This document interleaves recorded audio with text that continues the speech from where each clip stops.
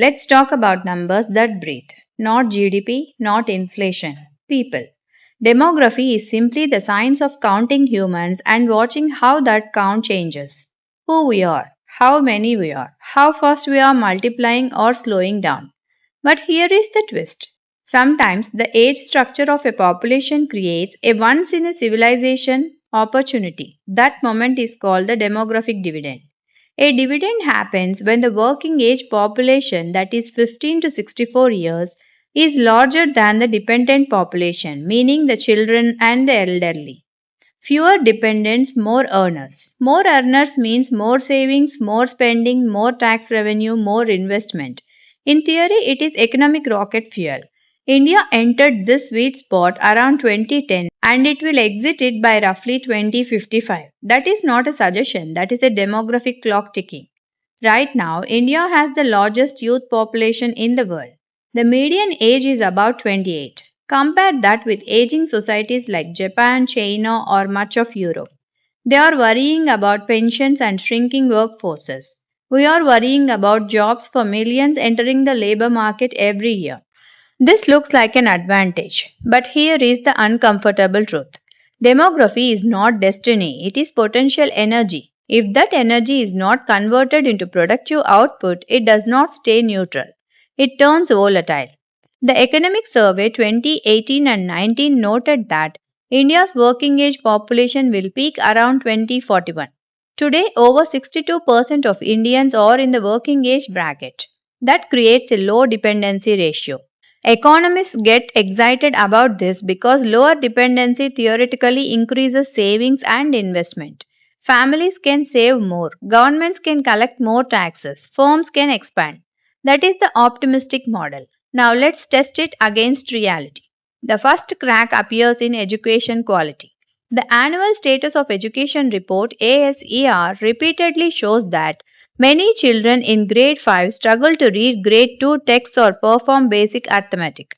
Foundational literacy and numeracy are not luxuries, they are cognitive infrastructure. If that infrastructure is weak, how exactly do we expect participation in the fourth industrial revolution?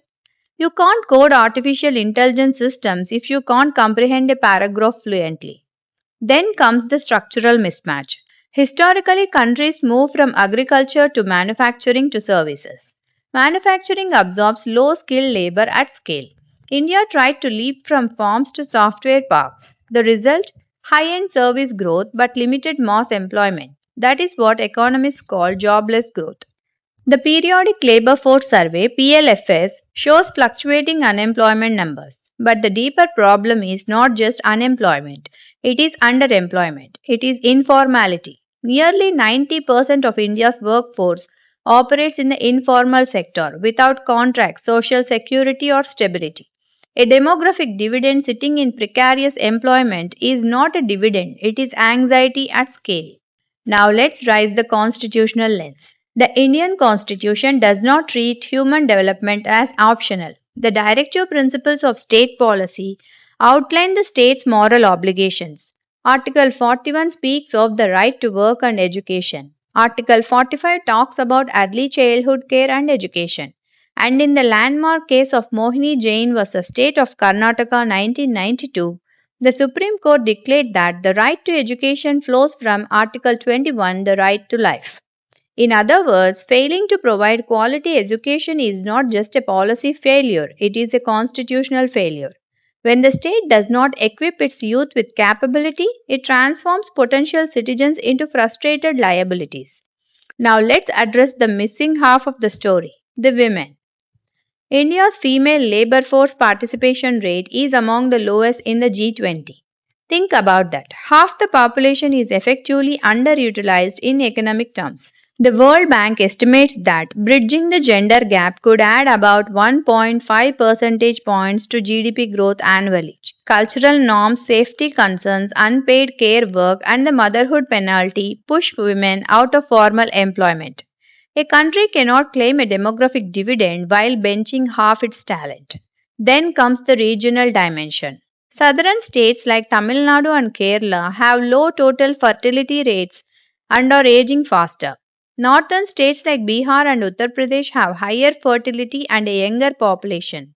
This creates a policy tension in fiscal federalism. The Finance Commission uses population as a criterion for fund allocation. Southern states worry they are being penalized for successful population control. Northern states struggle with the sheer scale of educating and employing massive youth cohorts. This is not just economics, it is political economy. Demography reshapes federal negotiations. And hovering over all of this is the aging clock. By 2055, India's elderly population will exceed 300 million.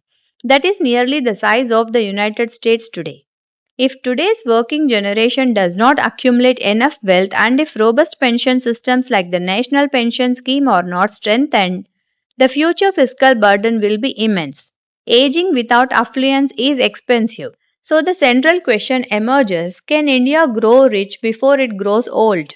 The answer depends on whether we move from literacy to market aligned competency. Reading and writing are necessary, but employability in a 21st century economy requires technical skills, adaptability, digital fluency, and cognitive flexibility. The Apprenticeship Act needs revitalization so that industry and academia stop operating like distant cousins and start behaving like partners. Public health investment must attack malnutrition and stunting. Stunting is not just about the height, it affects brain development permanently. A stunted child becomes a cognitively constrained adult. That is economic loss embedded at the cellular level. And internal labor migration must be facilitated, not obstructed.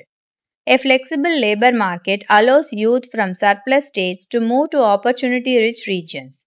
Federal coordination becomes essential. The demographic dividend is not a permanent gift, it is a time bound window, a narrow one. If India equips its youth with skills, health, and opportunity, this period could be remembered as the engine room of national transformation. If it fails, historians will describe it as a squandered advantage, an era where statistical probability never translated into economic reality. Youth is energy. Energy can illuminate a nation or burn it. The difference lies in policy, execution, and the brutal honesty to admit that potential alone has never built prosperity.